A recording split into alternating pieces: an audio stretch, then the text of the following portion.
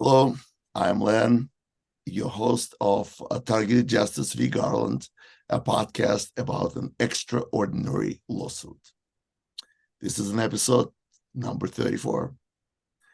Do you know a superhero? Not of a superhero, but the actual superhero. I do. And her name is Anna Toledo, who is joining us today, as every Sunday, for our legal segment and more. Good morning, Anna. Good morning, Len. Thank you for that. We're all superheroes. Every single targeted individual is a superhero because we have survived military grade weaponry. And like Goji says, we all deserve a Purple Heart.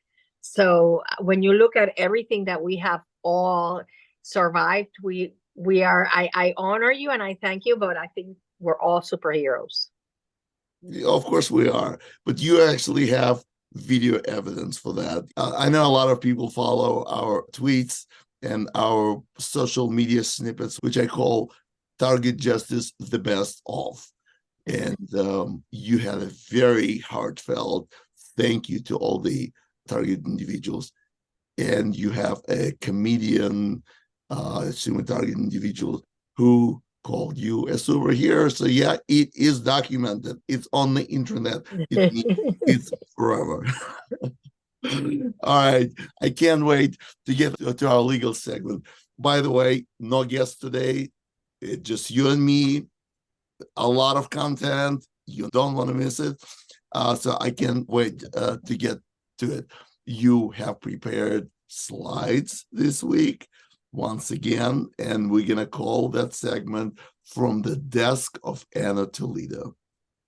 Okay. Well, for the past 3 days, I've been working on tabulating the results, the numbers that we have gotten through the registration. Let me explain to those of you that don't know or understand what we're doing. In the Targeted Justice webpage, there is a tab that says lawsuit and then it says registration. What we are aiming for is to, when the Fifth Circuit adjudicates that the 18 plaintiffs have a right to see the TSTB and their names in there and corroborate that their names in there, well, we are going to ask to see Targeted Justice members that have filled out the registration through the page. And as I have told everybody, and I have assured it in the webpage, that is a Microsoft Office forms that goes straight to my email. That tjregister@proton.me is exclusively one of the emails within my email account. And nobody handles that data except for me. So I treat it with utmost confidentiality, even though there is no attorney-client privilege, because it's not like just by filling the form you become my client. Instead, I have made this representation and I am keeping it. And so it's a lot of work for me because, I have to do manually a lot of the verification. Because we anticipated that the hackers were going to be intercepting some of the forms. And so we asked people to send an email stating, I registered. And I have been able to verify that at least 25 of those registrations didn't come through. So I have to ask the person to do it again. And some of them are not coming through. And I have to call some of the people that I know for a fact have children because that registered their children or their grandchildren, because obviously the government criminals don't want for us to have the evidence that there are targeted children as well as targeted grandma. I had an 85-year-old lady that I had to assist because the government criminals were not allowing her to register because, how do you explain to a court that an 85-year-old woman that doesn't even travel and lives in a retirement community is a threat to national security and should be on the TSTB? That just doesn't happen. So I'm going to talk about the preliminary numbers that I have received because it is of utmost importance to the entire community. I am going through the sacrifice. I work 7 days a week. It is utmost that we are, for the first time, really documenting the reality of what the district court called fantastical, we are going to prove it's not such a thing. It might sound, like the district court said, bizarre, but so far we have over 670 people that can sit down and testify under oath that they are being tortured, for example, with boisterous call. And that's what we want. We want the power is in the numbers and in something done in confidentiality, but at the same rate. We want to check the names of the people in the TSDB. We want to know when they were put in that list and when they were changed from the category 4, that is the less targeting, to the category 3, which is most of us that know we are targeted. And then, as we will read at the end, there's also category 2, because many of the J6ers, it seems, have been placed in handling code 2. And as we have always said, handling codes 1 and 2 also get tortured and also get gang stalked and microwaved. The problem is that the courts have held that those 2 categories, they have upheld the legality of them, not the legality of where most, or 97% of the non-investigative subjects are, which is handling codes 3 and 4, which is the experimental roster. So I'm going to talk about that when numbers speak. This is a superficial analysis, okay, of 1,075 responses I have gotten so far. I already covered what's in the slide.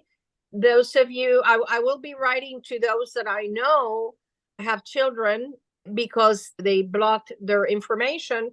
But just make sure that if you do register, send me the separate email so I can confirm, and I will write to you. I'm sorry. If you're having problems with your computer, what I urge people to do is just go to a public library and do it there. Okay, so let's go to the next slide. Most suspected, most of the registrants right now are from the United States, 86%. Now, people that have registered are primarily from the UK, Australia, and Canada, outside of the United States. And what that tells us is, obviously, it's the countries that are in the 5 Eyes, which is United Kingdom, Australia, New Zealand, United States, and Canada. And so it seems that there's the most amount of people concentrated outside of the United States in those countries. The top 10 states, again, it's not surprising that Canada. You mean California, not Canada. I'm sorry, California. I'm sorry. You know that. Thank you for correcting me, because while I'm here, I don't even know how I do it. These people are like RNMing me and trying to just do exactly that. California has 137. Texas has 92. These are the percentages of the top 10. Now, in the beginning, I was thinking, that's so strange that DC has so little, because from the targeted justice IP statistics reflect that we get huge traffic from DC, and we know that there's a lot of people in DC that are targeted. But the thing is that I have to join Maryland and Virginia to combine them to see the actual, because they do have combined, it's very numerous. So as you know, we have in targeted justice 102 countries read the webpage. Now, within the states, we were able to determine which states has the most targeted individuals per capita because of the IP's address of the people that visit. Okay, so this is part of what we were talking about. Come out of the TI closet, because as I mentioned, this information only I am handling, and it'll be for the purpose of going to see it in the court. And I have to prepare it well in advance because I'm just one person. And so I cannot wait to get a favorable ruling from the Fifth Circuit and then tell everybody, oh, please register, because it would be non-manageable. So that's why, we're doing it since now. Let's go to the next slide. One little observation. It's very important, Anna, that you said that you are the only one handling it. Nobody else is handling this information. And so if you cannot trust Anna Toledo, you need to check your pulse. Thank you, Len. And I want people to understand that probably you, Richard, and I are the most hacked people, that most hacked TIs. Okay. So there are a lot of emails that you might send me and I don't get. Just this past week, it happened to Richard. He corroborated with an official city agency that he had sent many emails, and the emails were hijacked and never got to the destination. So for me, I am doing this manually and it takes an inordinate amount of time, and I do it with utmost pleasure because this is a battle that one cannot, I don't rest. There's not one day I rest. I have to work every day because my adversaries have all the resources and all the personnel in the world. So I cannot afford to not work every day on it. So what I do ask is for people to, like you say, I am putting my word out there that it is just me handling this information. And obviously it will not be sold. It will not be used for any other purpose than being able to identify your name in the TSDB. And ultimately, that's what's going to give everybody their day in court. And that's what I'm trying to convey, that that's why this is such a valuable exercise for non-investigative subjects to demand that their names be removed from here. Okay, so next one. This is interesting. We had talked about, so far with the sample we have, 54% are women. I think that gets to be more like 66%, 60%, 70%, but we need more people to register, obviously, in order to get to a more accurate depiction or portrait of what this criminal program is. And so this is the numbers we have so far, but clearly it's in a majority women. So like we've always said, it is a hate crime directed at women. Next slide. Now, the interesting part that I am getting from this is that it seems from the sample we have, 37% of the people don't have voice to skull, and 63% do have it. That seems to be, the interesting, close to the 66% that we've talked about, before, the 2/3. The 2/3 have voice to skull. Let's go to the next one, because this is the interesting part. Even though 2/3 of the sample we have state that they have voice to skull, when you compare it men and vis-a-vis women, you would think, well, if it's mostly women, then mostly women would have it. But no, only 57% of women have the voice to skull, whereas 70% of the men. And in my personal opinion, I think it's because since V2K is so disabling and men tend to be stronger, because I say I was supposed to be born a man, but then God was so wise and said, no, let's make her a woman so they don't kill her or slash her face. And so that's why I was like a man born into a woman. But I'm not gay, not that there's anything wrong with it, but it's just that was the way God worked it out for me to be here today. But so they put 70%, they assume that it's hard, it's in order to break men who are stronger, who are the warriors, the hunters. Well, more men than women, considerably more men than women, get the voice to skull.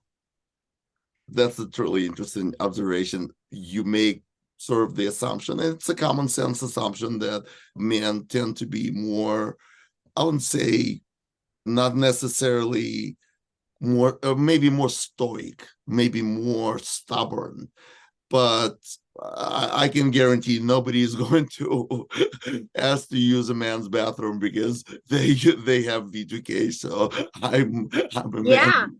Well, but you see, here's what I see from this too is like I saw in a tweet a couple of weeks ago that some person is speculating that the reason they chose more women than men, that it's predominantly women, it's more than a hate crime, is that women are usually more submissive.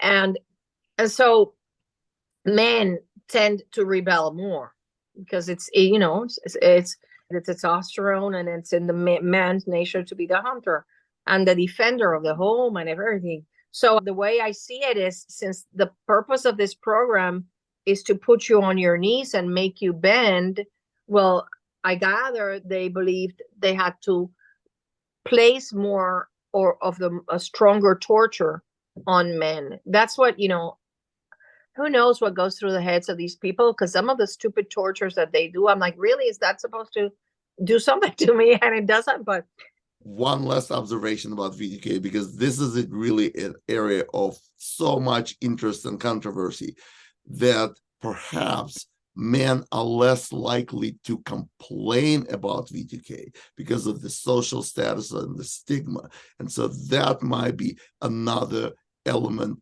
that would make them use VTK in men more than in women. Just a guess. definitely. And I mean, but when you see it's huge. It's most targeted men get it, only 30% don't. So in due time, truth will be known. And who was the Joseph Mengele, or the Josephs Mengele, that concocted this horrible program? And it is my hope that we get to see, what was going through their sick minds when devising what torture to apply to what person. I want you all to know I cannot reply to all of your emails and to your heartfelt stories, because I just don't have the time. But that doesn't mean that they don't serve to fuel in my heart this desire nonstop to continue working to end this. And so just bear with me, because I don't trust anyone to have employees either. I do the work myself. I can't, as you know, I can't trust anyone but you and Richard and some TIs that have helped me. And I will be reaching out to some TIs to help me with Excel, because I am a self-taught apprentice. And so some of the TIs out there that know Excel really well maybe can help me have a full command of this. I'll help you. Are you? I volunteer. Excel has been in my life for the last 30 years. I have a very close relationship with Excel. So yes, absolutely. Oh, I love it. I love it. And I've learned through videos, but here's what happens. That when I look for a video to learn how to do some function, the criminals block it. So I get videos for other things. But anyway, let's get to the next slide. Okay, so we're going to sort of mention Charles Kable's legacy. And this came about because one of the questions that I have in there is, when did your targeting start, or when it became really bad? And so Mr. Kable, who is one of the defendants in the case, I mentioned last week how the Department of Justice didn't tell us that he had stopped working as the director of the Terrorist Screening Center at the end of January. So 2 weeks after we filed our lawsuit, he decided to retire. And he had been at the Terrorist Screening Center since 2017. When you look closely at his legacy, which is in the next slide, you will see that 38% of the registered TIs state that their targeting began from 2017 on. So clearly, it is my opinion he was on a mission, because many people say, for all their lives, but just the fact that since 2003, at the very least, which is when these lists were consolidated, until 2017, just the fact that 62% of the TIs were targeted before 2017 and 38% only since 2017 on, you can tell that he probably put within the United States at least 152,000 people on handling codes 3 and 4, and around the world is like 2.3 million. And that's a lot of people under his 6 years, 2017, 7 years, 6 years. That's a lot. When you look in the next slide, you can see the comparison of the years, the amount of people he put in there, it's just huge. 2016 it's a big year. It's a year that a lot of people mention, and I have mentioned before that that year was significant because that's when the Lockheed Martin satellite, the tracking satellite, was launched. And I think that's when they realized now we can target people. And then, you know, from 2017 on, it was a deluge. What it means to me, what these numbers mean to me, this surplus that started becoming apparent in 2017, post 2016, it's connected with something like you mentioned, the Lockheed Martin satellite. That's a hardware. That means that their technological means to take more targets on board. And this is the slide that I insisted on including into this presentation, because 2016 is when the Directed Energy Weapon System Acquisition Act was introduced by a Senator Heinrich from New Mexico. It's a huge hub of directed energy research. Millions of dollars and over years billions are being invested into facilities in New Mexico for directed energy weapon research center. It was read on the Senate and the House floor, and then it was forwarded to the U.S. Armed Forces Committee, and then it was appropriated. And so this bill, actually one of the few, very few places where the U.S. government defines what directed energy weapon systems actually means. And we need to recognize the difference between directed energy weapon, so that your ray gun would be a weapon, something that shoots microwaves. But the directed energy weapon systems means a completely different thing. It means that the sensors are distributed and the weapons are distributed, and they all form one system, and it's all well organized and probably run by AI or by people who wrote the program for the AI. So you can sense and you can target people with different means, drones, satellites, cell towers, and it's all in the system. So watch the language. A lot of people, and I had these conversations with the very high ranking expert, and they would absolutely refuse to answer this question. What is the difference between directed energy weapon and directed energy weapon systems? And I'm talking to you, Robert McCrae.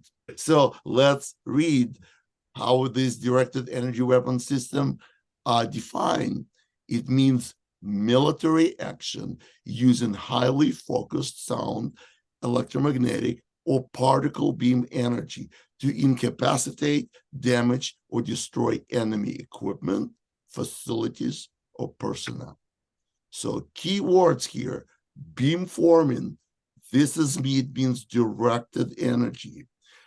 And incapacitate, damage, or destroy personnel. Not just equipment, but people. 2016 is when it was passed to the Armed Forces Committee, probably was ratified, budget was allocated, and very end of 2016 is when we had the first Havana syndrome attack in Havana, Cuba. And then in 2017 and going forward, we had Mr. Kable and a big surplus of targeted individuals in the United States and all over the world.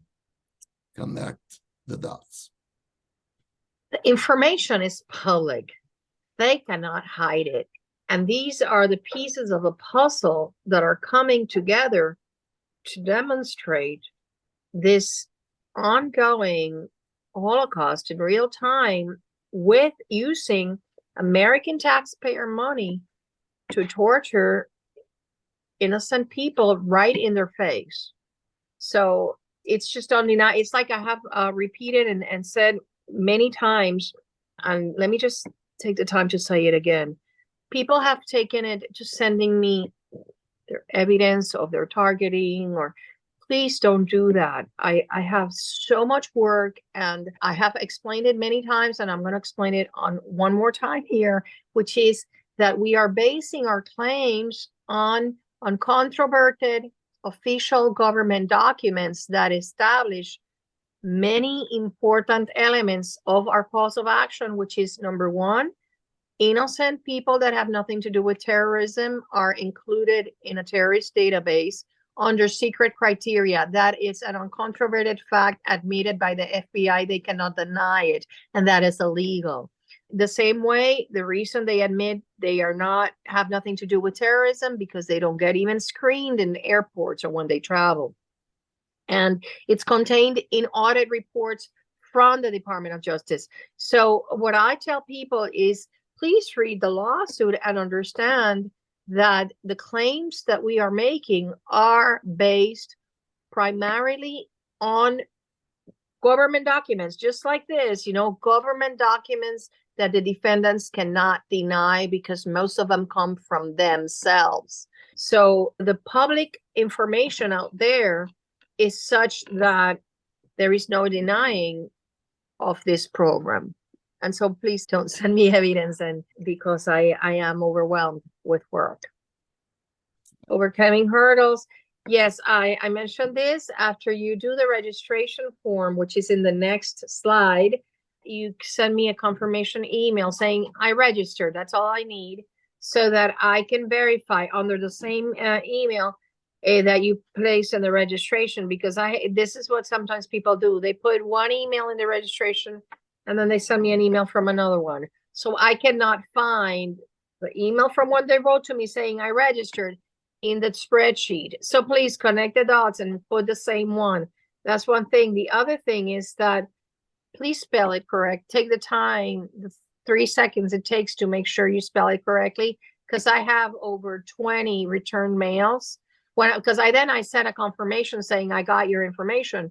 Then when I send those confirmations, I have over 20 that the person wrote the email wrong. So you'll never get my confirmation email.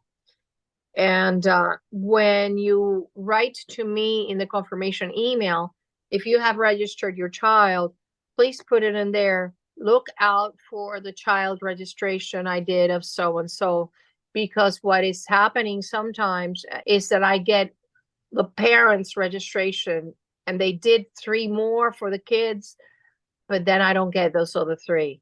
So put it in your email, so I'll be on the lookout that under your name or under your email address, I have those other 3 that belong to your children, obviously placed with the name of the children and the date of birth. The FBI doesn't have a means to explain to the court how a child is a terrorist threat and why should they be on a terrorist database. So please, if your child is being tortured, register your child and send me the email. I will not share, especially if it's about minors, that information with anybody but with the court if and when I have to go check for those names. But it is crucial that that if your child or your baby, because I have had people send me pictures of their little baby's toes burned. I'm sorry, this is where it gets to me. I try to not think about it. And allow me to make a very, very important point that you brought up. And this is checking, double checking, and triple checking. The nature of remote monitoring and remote interference is such that it will appear to you as if you are writing and typing the correct address, while your fingers are actually doing a different thing. This is a nature of mind control, brain control, that changes your perception, changes your sensory input, changes your information input. It is based on the science that we have found on this type of interference, and it's based also on our personal experiences. So when you type something very important like a telephone number or an email address. Yes. Rule number one, slow down. Do not rush like it's, I've done it 100 times before. First, slow down. Type every, you see that sign? That's Zoom. Uh, And by the way, here's another sign for you. oh, that's All so cute. targeted individuals. So back to the rule. Rule number one, you slow down and type one letter at a time and check it. Then you take a deep breath, you get up, you do something else, you change or think of something else, or just for like 20-30 seconds, just look outside and see how pretty your backyard is, or look at the pretty blue sky, or if it's rain, listen to the sound of the rain. Then come back and do the same thing again. Check it one letter at a time, because this remote neural monitoring and interference, it will make you skip letters without even you realizing it. So that's rule number two. Take a break, come back. And rule number three, do it for the third time. And that will make sure that you typed it correctly. So at least on your end, you provided the correct information and you've done it very deliberately. When you do things deliberately, when you think about what you're doing instead of being distracted by V2K or something else, or electromagnetic impulses, you concentrate, you do it deliberately, and you follow these three rules that I just listed. As an example, at the end, I put country. And I got a lot of the input I got, what people would put in their county, like Houston is Harris County. And I would be like, oh, maybe I misspelled country and I put county. So I went back to the form. I know the form is correct, but that's exactly what you're saying. The people, they see country, but they read county and they put in the county, you see? So I had to go back and correct them and correct those. So thank you for that, because that's exactly it. I'm glad we had a little chat about it. What takes regular people a second or 5 minutes takes some targeted individuals sometimes 30 minutes or an hour. Get used to it. This is like a lifestyle. Some people have to inject insulin for the rest of their life. We have to slow down and make sure all the information we're provided is correct. Do it slow down, double check, take a break, triple check. All right. I think we covered the topic. We covered it. And if you can only put the link there in the show notes and the QR so people can go and register, because I think that not only checking for their names in the TSCB, if and when, and I make it very clear, I'm not making any representations of something, that this is what we're asking for the court, and we depend on the court granting it. But I don't see why in our democratic system and in our judicial system, I don't see why innocent people, a court would hold that innocent people are not entitled to see that have no ties to terrorism, to verify if their names have been improperly placed in that TSCB. So I urge people to do so, knowing that it is just me handling this information. So if you can just put the link, that would be really great. Yes, definitely. Both QR code and the link that we had, your email, that's special email that you created for this purpose, it will all be in the description of the video. We put a lot of useful information. All you have to do is just read the description of the video. You will get all the links.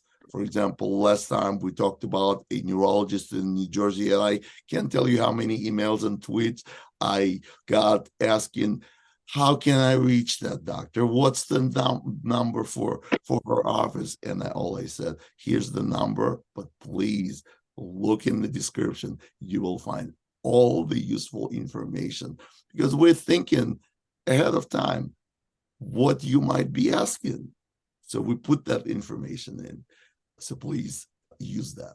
The next slide is, again, a testament that what we are talking about, it concerns every American out there. This is just a news article that was came out today in the Gateway Pundit, how a retired Army captain, Iraq War veteran, and J6 defendant Gabriel Garcia was blocked from entering a military base to get, how they're entitled to free medical assistance in military bases, because he was put on a terror watch list. And now he gets stopped every time he travels. He's on the terrorist watch list, like so many J6ers. He tells the story how he's in the airport watching all these illegal immigrants that are being placed in airplanes and shipped I don't know where, and they have no problems getting their boarding passes. He had to wait over an hour and a half to get his boarding pass. This is a patriot. This is a man that fought on behalf of our nation in Iraq. And he's being treated like a terrorist only because he walked into the Capitol building, he took video, and when he was asked to leave, he peacefully left. He didn't destroy anything, and his trial is coming up in November 20th. So I have no doubt that all the J6ers have been placed not in handling code 3 and 4, but in handling code 2, because Brandon Straka, who is the leader of the movement, walkaway movement, he has also in social media talked about how he gets, every time he travels, they test his fingers for explosive and everything. This man, Gabriel, got kicked out of an Airbnb, just like one of our advisory board members. His Chase bank account was canceled. And this just goes to the illegality of naming innocent people as suspected terrorists, because it completely affects every aspect of your life, as we have been saying before, from something so innocuous as sending money through a Western Union, you're forbidden from doing that, to life altering situations like the man in Washington State that couldn't get their medical attention on time, even though they say that over there it's another kind of blacklist. I have no doubt that what they're doing is that they're taking handling codes 3 and 4 and making their own Seattle city blacklist. But that happened, like, as you know, to Richard Lighthouse. He almost couldn't make it to the hospital with a microwave caused lung blood clot, because the sheriff says we have to secure the premises. We were told a suspected terrorist was lived in the area, in this premises. So what we're seeing here is that the arbitrary, capricious, and illegal placing of people on the terrorist screening database can cost them their life. And that has got to stop. This news article, I think, should be particularly troubling to all of those that say, oh, no, that's not with me. No, this can happen to you. As you can see, this is the very latest edition. It just fresh off the press. We saw this article and we just could not afford not to put it in the show because of its significance, just like you described, Anna.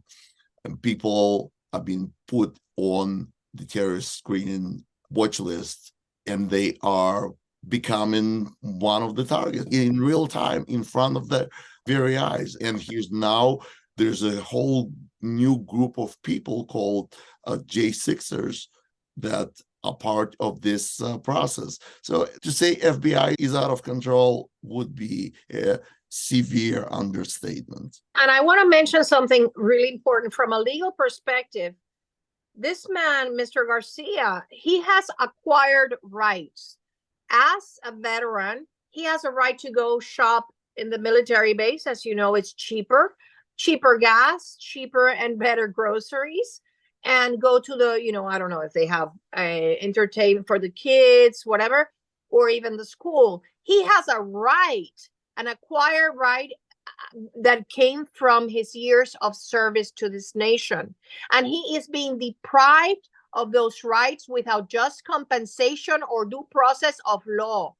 So reckless placing of him in this terrorist database is depriving him of property rights in contravention of the Fifth Amendment. The same happens to you as an individual. We all have a presumption of innocence. We have to be treated equally before commercial establishments. All these commercial establishments like Airbnb that are denying people that have not been convicted of a crime, that are just illegally deemed suspected terrorists, they are exposing themselves to severe class action lawsuits because they are being an accessory to the deprivation of rights by the authorities that are doing it. That's where civil rights comes into play. You cannot, even if you're a private entity, if you are acting in collusion with a government entity depriving you of your civil rights, you are equally culpable and liable. And that's why these companies, they have to realize. We have the commercial establishments letter campaign that Goji has been carrying out. Is these companies have to realize that they are engaging in liability when they deny services to a person just because they are illegally placed on this list. Thank you, Anna. And that concludes our legal segment. If you noticed, sometimes I prepare slides for the legal segment, and sometimes Anna has done it 2 episodes in a row. And so we will have just a special format for her, and we're going to call it From the Desk of Anna Toledo. And this idea just came to me. Targeted individuals, if you have some creative spark in you, if you have an urge to express yourself, here's an opportunity to create a logo that would visually appealing, that would say From the Desk of Anna Toledo. You can put as much creativity into it as you wish, and then send them to me via direct message on Twitter to P. Sardonicus, which is also in the name of this YouTube channel.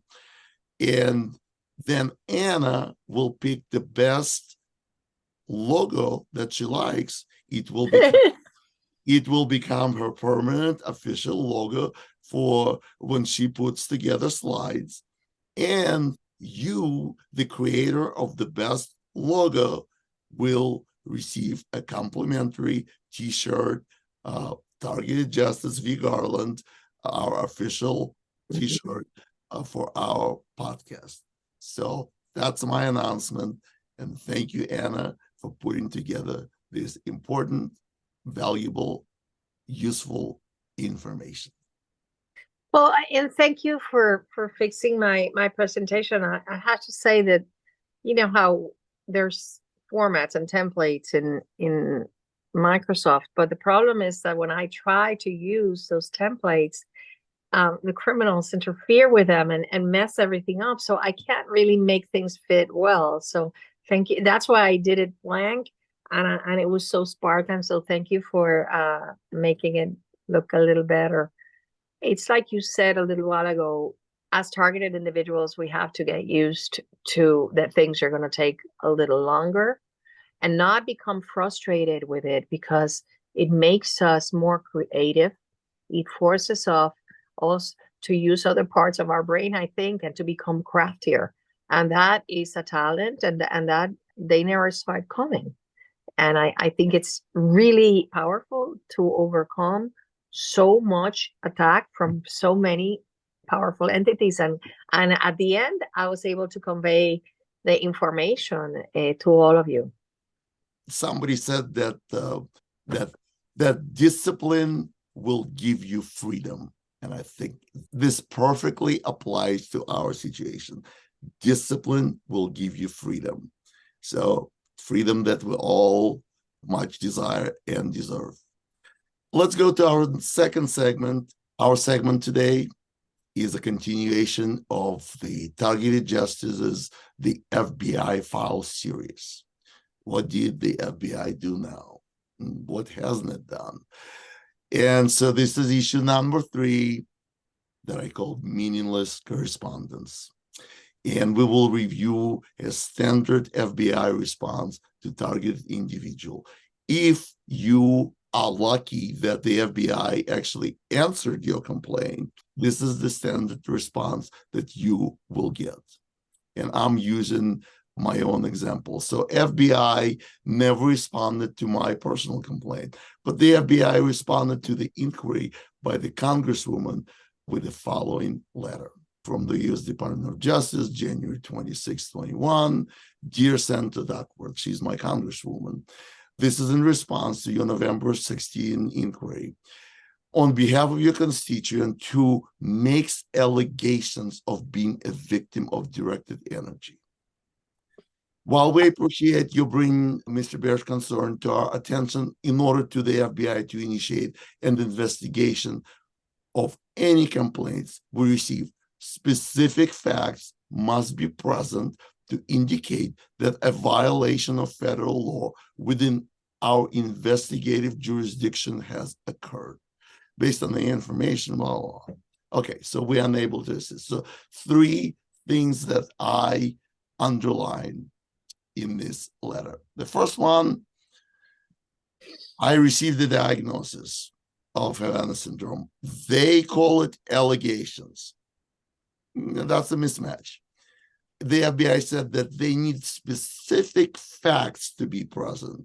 We asked the FBI, what are these specific facts? What exactly are you looking for? But FBI never answered these questions, neither to me. Well, they never contacted me. They're afraid to talk to me. To the office of my both Congresswoman and the House of Representatives. They would not answer that question. And then this is a very carefully drafted letter that I checked with other TIs, and they received language with the same letter. So this is their standard response. Every word in this letter means something. And they're talking about this federal law that has been violated, the federal law within our jurisdiction. Do you have any idea what they might be talking about, Anna? Well, I can think of a lot of laws that are being violated and they just want to look the other way, because the CIA has admitted that no foreign power, for example, was involved in the Havana victims. Number 2, the National Academies of Sciences have stated that it is only by means of microwave attacks that you get Havana syndrome. So clearly, if you are within the United States would know, if some foreign power was making an attack, they wouldn't allow it. You're clearly the victim of directed energy weapons, and they do have to investigate it because it's military weaponry being used against a civilian. Of course, they have to investigate. That's number 1. And then what boggles my mind is that how can one of the participants in a RICO Act scheme, which is what I deem this to be, investigate itself? And that goes to the root of the problem here. The agencies that are called to investigate are the ones carrying out this atrocious scheme. So citizens really don't have anywhere to go, because of course they're going to protect themselves, and they're going to protect their co-conspirators, private or public, whether it be police departments, whether it be surgeons, dentists. They're going to protect them all. So that's why we're in court, because we need to declare illegal the practice of placing innocent non-terrorists on a terrorist database. It's the only way. You cannot expect the agencies that are carrying out the violations of law to investigate themselves, because we've seen it. That's correct. That's why we're in court. So the Congresswoman office personnel in this case acted as a liaison between the FBI and the complainant. They would never make any direct contact with me. And so after back and forth, they finally sent another letter. And this one is dated November 2022. And it's a little bit more extensive. They still say that Mr. Bear believes he's suffering from Havana syndrome. And they say, and they understand that Mr. Bear is seeking guidance from the FBI on his medical condition, which made me just laugh. Nevertheless, okay, this is an extra line. He said, I would encourage this gentleman to sign the letter. I would encourage Mr. Bear to contact his local field office, which I actually did. I went to the local office just to follow up on this letter. The FBI generally requires an articulable factual basis to open full investigation. He reverted to the same framework of the first letter. And he said that based on prior correspondence, does not appear to be specific facts to include a violation of federal law within the FBI jurisdiction. They're like parrots repeating the same letter that they decided to. This is the format, this is the language, how we address complaints of targeted individuals. And in this particular case, they equate diagnosis with belief. It's not that I believe that I've been attacked by directed energy. I have a diagnosis that links it to directed energy. And of course, the fact that I'm seeking medical guidance from the FBI is simply laughable. And once again, back to the same format. They need articulable factual basis, but they never answered what facts need to be presented and what is the federal law within our there's a type of it within our jurisdiction. What's interesting is this letter from the FBI dated November 22 was issued a year later after the press release from the FBI was issued. It's on the next slide.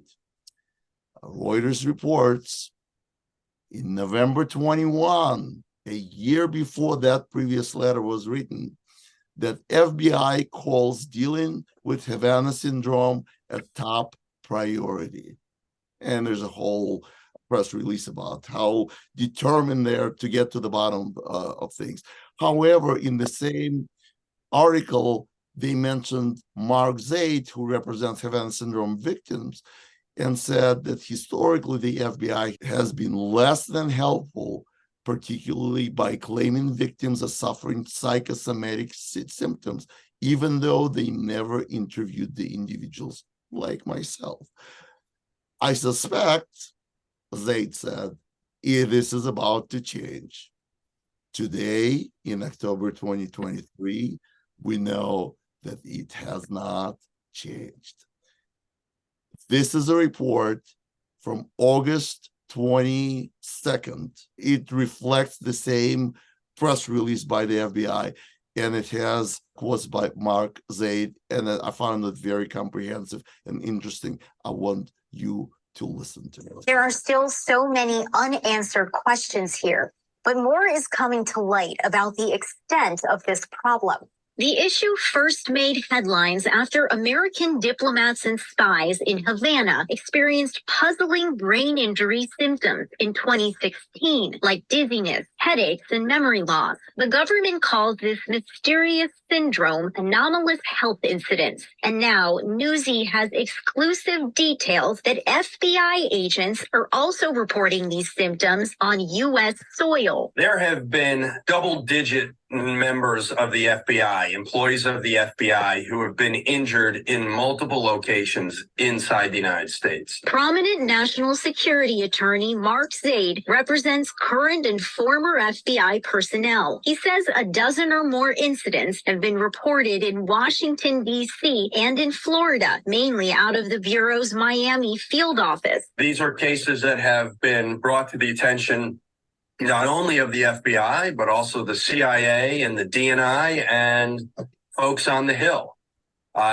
These have not been really publicized in any way. In fact, the reality is domestic incidents are being downplayed, if not outright ignored, by the U.S. government. He says the incidents have mostly occurred within the last 4 years. The common thread he's seen in victims across multiple agencies is work related to Russia. The AHI investigation is like an iceberg. We only see the top 1/3. Most of it is beneath the surface. I've seen beneath the surface, but even I have only seen a little bit beneath the surface. Just this winter, the CIA assessed that most reports were either explained by medical or environmental conditions, not a foreign adversary. But the agency still couldn't rule out a nation state in a subset of cases. The attorney's requests for FBI records under the Freedom of Information Act have so far led to nothing. Here's a recent letter describing B7A exemptions, which withhold documents pending a criminal investigation. When Newsy described the incidents to the FBI, the Bureau told us the issue is a top priority and that the FBI takes all U.S. government personnel who report symptoms seriously, including messaging its workforce about how to respond if they experience an incident and where they can receive medical evaluations. And this lawyer is also trying to obtain a 150-page report from the Office of the Director of National Intelligence, which she says now is being called a draft, so that means that they could withhold it from his FOIA request. He says that the CIA is up in arms about its potential release because it contradicts the agency and it hews more closely to a report by the National Academy of Sciences, which says that it's plausible this is pulsed electromagnetic energy. Meanwhile, a source familiar with the matter says that's just not a fair depiction. Chance. Wow, Sasha Inger, you will not give up on this story. You've been after this. Exclusive reporting on puzzling illness. Thank you. So that has been our issue of the FBI files. Here's the thing, Len. The United States, if it was a foreign nation perpetrating these attacks on civilians, the United States would know it because they have the technology to do so. That's one thing. And the other thing is they're just gaslighting people because they know where it's coming from, and they know who's doing it, and they know who has the weapons and who is using those weapons against innocent people. So it's a matter of time when all will be known, and we just hope that Congress would move in and do something before it has to be us unveiling this atrocity. Mr. Jordan has his weaponization committee precisely investigating the wrongdoing at the FBI and the labeling of innocent people as domestic terrorists, which is nothing but including them in the terrorist database. Yet they have shied away from looking at the silent Holocaust going on in front of everybody. And I really urge them to just take the initiative to investigate and do something about it, like Senator Frank Church did, before it is, the individuals like us that are giving this fight that unveil it and put it out in the public. Yes, it's interesting that you mentioned the Churches Commission. I think this is where it will eventually end in the congressional hearing after we, through our legal efforts, expose this program, when it becomes so obvious to everybody, when it becomes the front page news, when it becomes a topic that they cannot ignore, and they will have to hold a hearing on this MK Ultra on steroids, MK Ultra and the COINTELPRO on using technology of the 21st century.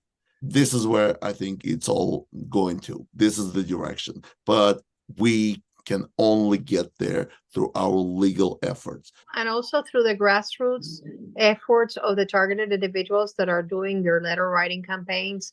It seems that during the last 9 months, government criminals behind this program have put the program on steroids. The torture, not just for the plaintiffs, but the torture for everybody has increased tenfold.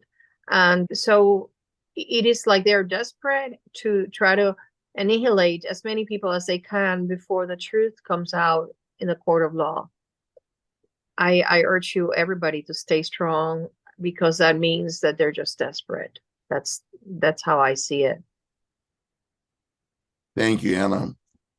That's a great message to end our show, because it is coming to an end and I have to give it a name. And as for me, I'm calling this the Federal Bureau of Hypocrisy.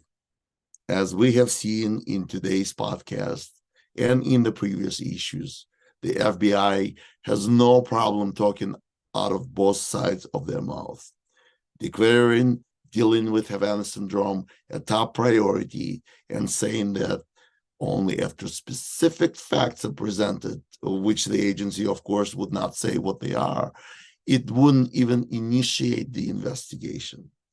Moreover, apparently, it is up to the complainant to explain to the FBI what specific federal law has been violated within the agency jurisdiction. If I knew, I would be in court alleging just such violations. And we at Targeted Justice are doing just that, because we cannot rely on the FBI to do that. It appears that the FBI forgot its agency motto: fidelity, bravery, integrity. Fidelity means faithfulness to the mission to investigate crime. But this fidelity is nowhere to be found. The FBI is not investigating crime. They're waiting for you to tell them which federal law has been broken, so they might consider investigating it. That, of course, is only you presented specific facts that only the FBI knows what they are. Bravery means courageous behavior.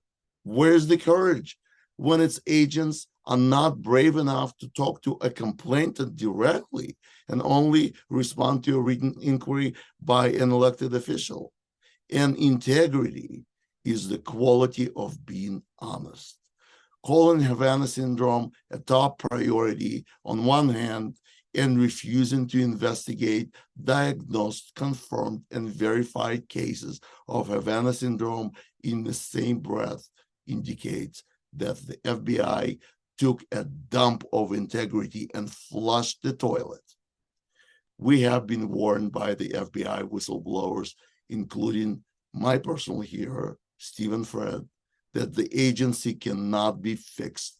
It can only be fumigated and rebuilt from the ground up in order to overcome its dysfunctional, corrupt, and make-believe ways. Until the pest control arrives and effective decontamination takes place, we will be here every Sunday, rain or shine.